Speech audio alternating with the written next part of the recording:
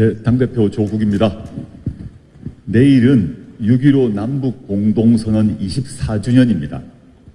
50년 만에 처음 만난 남북의 지도자가 포옹을 하던 그 감격스러운 장면을 지금도 잊을 수가 없습니다.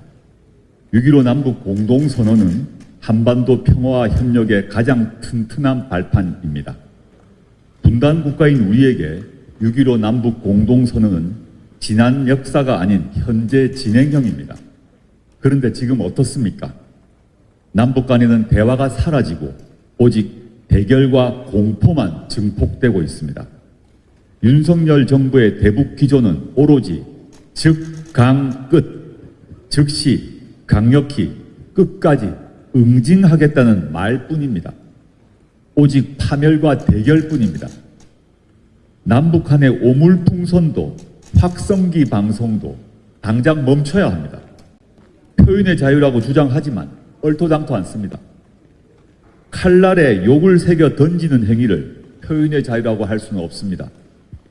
헌법재판소의 대북 전단 살포 금지법 위헌 판결은 법을 동원해 민간의 전단 살포를 전면적으로 금지하는 게 과도하다는 처벌의 과잉을 지적한 것이었습니다. 대북 전단 살포 정당성을 인정한 것은 아니었습니다. 24년 전 어렵게 약속한 한반도 평화와 완전한 비핵화, 한민족의 공동 번역을 위한 맹세를 양측 모두 잊어서는 안 됩니다. 사소한 오해가 돌이킬 수 없는 사태로 번지지 않도록 남북한은 즉각 대화 채널을 가동해야 합니다. 정부는 언론에 알리는 것이 북한에 알리는 것이라는 어림 반푼업지도 없는 소리는 이제 그만하시길 바랍니다.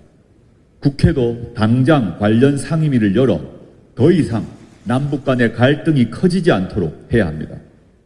시급한 것은 남북 문제만이 아닙니다.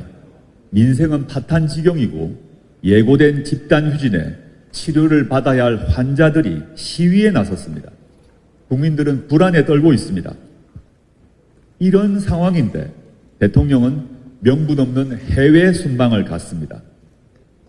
37건의 MOU를 체결했다고 자랑할 때가 아닙니다. 게다가 이번 해외 순방의 주인공은 영업사원 1호가 아닙니다. 디올백 대신에 에코백이 주인공이 되었습니다.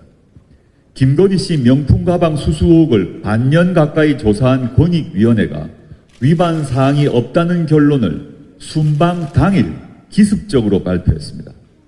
이와 같은 결정을 내린 유철환 위원장은 윤 대통령의 법대 동기, 정승윤 부위원장은 대선 캠프와 대통령 인수위 출신입니다. 권력의 신여로 전락한 권익위원회에 대해서는 더 이상 긴 말하지 않겠습니다. 검찰과 여당 국회의원들도 모자라 이제 공직자의 부패를 막아 국민의 권익을 지키는 공공기관까지 용산의 호위무사를 자처했습니다. 에코백으로 디올백을 덮을 수 없습니다. 바이바이 플라스틱이라고요?